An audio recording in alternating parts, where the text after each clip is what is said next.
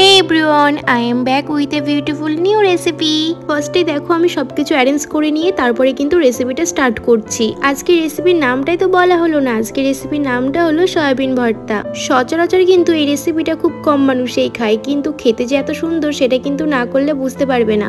So সবার আগে কিন্তু একটাই কাজ, সয়াবিনটাকে কিন্তু ভালো করে বয়েল করে নিতে হবে। আজকে কোনো ঝামেলাই নেই, ওভারকুক বয়েল হলেও কিন্তু কোনো ব্যাপার না, যেহেতু এটাকে পেস্টি করব আমরা। তো বয়েল তো কমপ্লিট, এবার এটাকে ভালো করে সেকে সেকে তুলে নেব। আমি এখানে পুরো 1 প্যাকেট সয়াবিন কিন্তু বয়েল করে নিলাম, তোমরা চাইলে অল্প নিতে পারো, কোনো প্রবলেম নেই। তো ভালো করে দেখো সেকে নিয়েছি। এবারে দেখো আমি মিক্সি জার বার করেছি বড়টাই করলে কিন্তু পেস্টটা করতে খুবই ইজি হবে, সে কারণে বড়টাই নিলাম। তারপরে দেখো সয়াবিন গুলো দিয়ে কাঁচা লঙ্কা, রসুন আর একটু বেশি বেশি পরিমাণে কিন্তু পেঁয়াজ দিয়েছি। পেঁয়াজগুলো সাইজটা একটু বড় করেই রেখেছি। পেঁয়াজ বাটাটা যেহেতু খুব টেস্ট আনে, সে কারণে পেঁয়াজটাকে একটু বেশি পরিমাণে দিয়েছি সব মশলার থেকে। তারপরে দেখো সুন্দর করে কিন্তু একটা পেস্ট বানিয়ে নিয়েছি। দেন কড়াই গরম হয়ে গেছে, এবারে দিচ্ছি সর্ষের তেল। আর সর্ষের তেল কিন্তু এই রেসিপিতে লাগবেই। সর্ষের তেলটাকে খুব ভালো করে কিন্তু এবারে গরম করে নিচ্ছি। তারপরে দেখো এখানে স্মেল আনার জন্য দিচ্ছি কালো জিরে ফোড়ন। ব্যাস, এবার কিন্তু আমি পেস্টটাকে দিয়ে দেবো তেলের মধ্যে।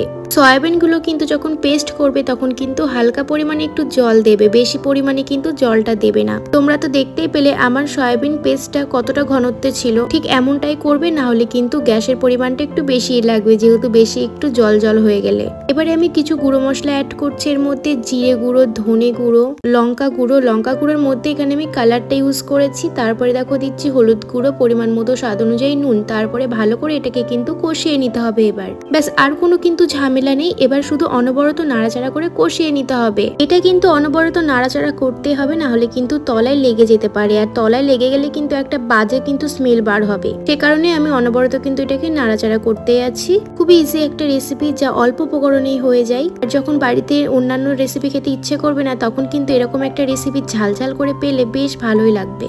তো তোমরা কিন্তু বাড়িতে অবশ্যই ট্রাই করো। দেখো তোমাদের সাথে কথা বলতে বলতে আমার কিন্তু রেসিপিটা পুরোই রেডি হয়ে গেছে, পুরোপুরি কিন্তু রেডি। ঠিক আমি কেমন ঘনত্বে দিয়েছিলাম আর ঠিক কেমন ঘনত্ব হয়েছে সেটা তো তোমরা বুঝতেই পারছো। রেডি হয়ে গেলে তোমরা নিজেরাই বুঝতে পারবে এটার লুক থেকে। তো ফাইনালি কিন্তু রেডি, দেখো কত সুন্দর লাগছে। অবশ্যই বানিও। আজকে এতটুকুই, টাটা।